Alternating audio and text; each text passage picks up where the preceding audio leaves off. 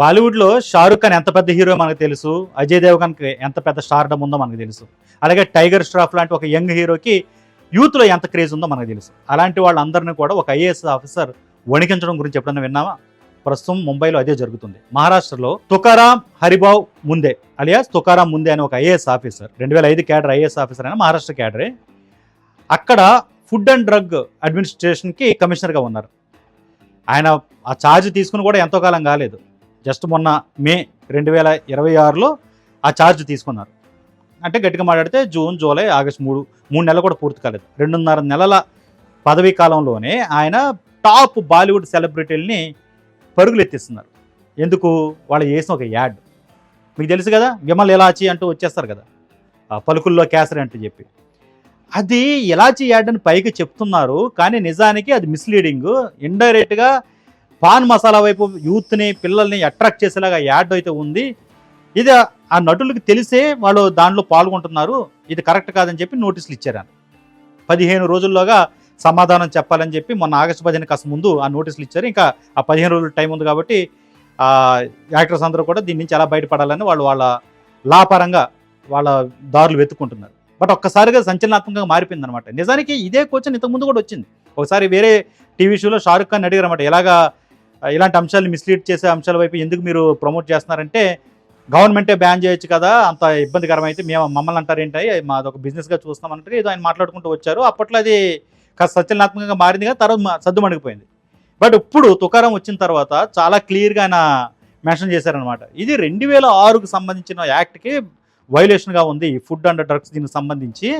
అప్పటి 2006 నాటి ఏదైతే యాక్ట్ ఉందో దానికి వైలేట్ చేస్తున్నారు మీరు, కాబట్టి మీరు సమాధానం చెప్పి తీరాల్సిందే, ఎందుకు ప్రజల్ని ఇలా మిస్లీడ్ చేస్తున్నారని చెప్పి ఇద్దరు సీనియర్ హీరోలు షారుఖ్ ఖాన్ అండ్ అజయ్ దేవగన్ అలాగే టైగర్ ష్రాఫ్ వీళ్ళ ముగ్గురు కూడా నోటీసులు ఇచ్చారు. ఇప్పుడు 15 రోజుల్లో వాళ్ళు సమాధానం చెప్పాలి. ఆల్రెడీ 5 రోజులు అయిపోయింది, ఇంకొక 10 రోజుల టైమే వాళ్ళకి మిగిలిందనమాట. దీంతో ఒక్కసారిగా సంచలనాత్మకంగా మారిపోయింది. ఎవరి తుకారం ముందే అనే సెర్చ్ అయితే దేశవ్యాప్తంగా మొదలైంది. కానీ నిజానికి మహారాష్ట్రలో ముఖ్యంగా ముంబై, పూణే ప్రాంతాల్లో ఈయనకి ఒక హీరోయిక్ ఇమేజ్ ఉందన్నమాట.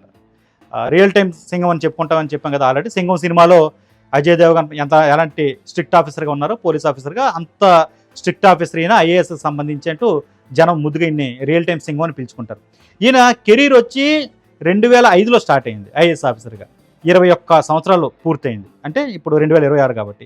ఈ 21 ఏళ్ల కెరీర్లో ఆయన 25 సార్లు ట్రాన్స్ఫర్ చేయబడ్డారు. అంటే అర్థం చేసుకోండి, ఎలాంటి ప్రెజర్కి ఆయన లొంగరు, ఎలాంటి లంచానికి లొంగరు అని ఆయనకు పేరు ఉంది. ఆయన ఎంత స్ట్రిక్ట్ ఆఫీసర్ అంటే డైరెక్ట్గా ముంబై కోర్టు ప్రాంగణంలోనే ఏదైతే క్యాంటీన్ ఉంటుందో ఆ క్యాంటీన్ ఇన్స్పెక్ట్ చేయండి, అక్కడ ఫుడ్ కరెక్ట్గా ఉందా లేదని చెప్పి ఆదేశించిన ఆ ధైర్యవంతుడు అనమాట. సాధారణంగా అంత రిస్క్ ఎవరు తీసుకోరు, ఆయన తీసేసుకున్నారు.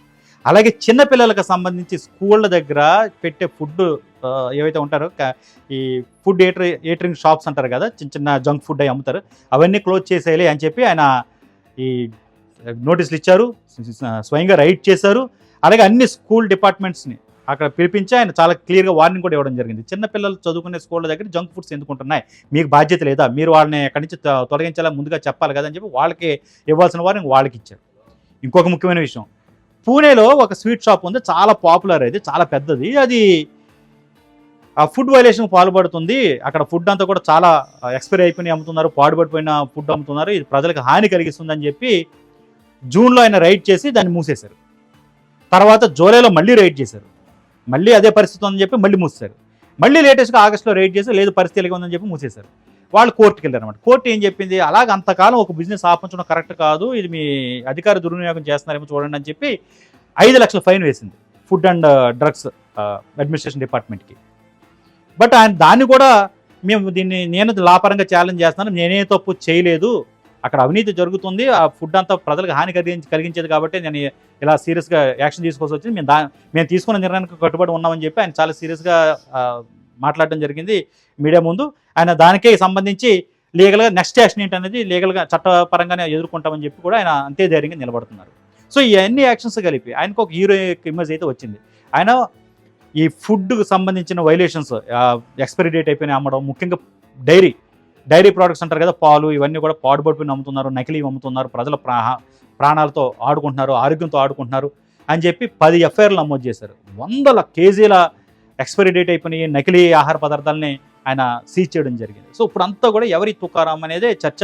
నిన్న మొన్నటి వరకు కూడా మహారాష్ట్ర వరకు తెలిసిన పేరు, ఇప్పుడు నార్త్ ఇండియా మొత్తం తెలిసింది. ఇప్పుడు ఎప్పుడైతే బాలీవుడ్ హీరోలను కూడా ఆయన ఇలా నోటీసులు ఇచ్చి టార్గెట్ చేశారు, అలా చేస్తున్నటువంటి చట్ట వ్యతిరేక ప్రచారంగా ఆయన పాల్గొంటున్నారు అన్నమాట.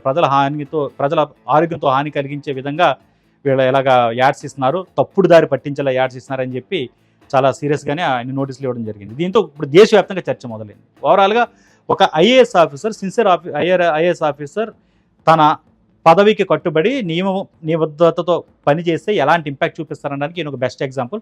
గతంలో చాలామంది ఉన్నారు మనకి, వేరే వేరే ఐఏఎస్ కానీ ఐపీఎస్ కానీ ఇలాంటి ఆఫీసర్స్ మనం చాలామందిని చూసాం. బట్ లేటెస్ట్ ట్రెండింగ్ అయితే తుకారాం ఉంది అనమాట. చాలా అద్భుతమైన ఆఫీసర్ కానీ పేరు తెచ్చుకున్నారు. బిల్డర్ల నుంచి, అక్కడ ఉన్న లోకల్ పొలిటీషియన్స్ నుంచి చాలా ఒత్తిళ్ళు వచ్చాయి. దేనికి లొంగలేదు, చాలామంది లంచాలు ఇస్తామని చెప్పారు, లొంగలేదు. ఇంకా చెప్పాలంటే ఇంకా వేరే దారి లేక ఒత్తిడి తెచ్చి ఆయన ట్రాన్స్ఫర్ చేయించారు. చెప్పాను కదా, 21 ఏళ్ల కెరీర్లో 25 ట్రాన్స్ఫర్లు అంటే ఆషామాషి కదా. అంటే రమరమ చూసుకుంటే ఒక్క ఏడాది కూడా ఎక్కడ ఆయన కంప్లీట్గా పని చేయనివ్వలేదు. అయినా సరే ఆయన అక్కడ ఎవరికి లోపడట్లేదు, తనకు ఏదైతే రూల్స్ ఉంటే దాని ప్రకారం వెళ్తున్నారు, పెద్ద ఇంపాక్ట్ చూపిస్తున్నారు. ప్రజల్లో ఆయన పట్ల ఉన్నటువంటి ఒక పెద్ద హీరోయిక్ వర్షిప్ ఇప్పుడు ఆయనకు అండగా నిలబడింది అనమాట. అందుకే ఆయనకి ఎలాంటి హాని కలగట్లేదని చెప్పి ఆయన సన్నిహితులు చెప్తుంటారు. బట్ ఏమైనప్పటికీ ఇప్పుడు లేటెస్ట్గా food and drugs administration department కమిషనర్గా పదవి తీసుకున్న 2.5 నెలల కాలంలో బాలీవుడ్కి సంబంధించిన 3 టాప్ స్టార్స్ని ఆయన చట్టం ముందు నిలబెట్టే ప్రయత్నం చేయడం అనేది ఇప్పుడు లేటెస్ట్ ట్రెండింగ్ టాపిక్గా మారింది.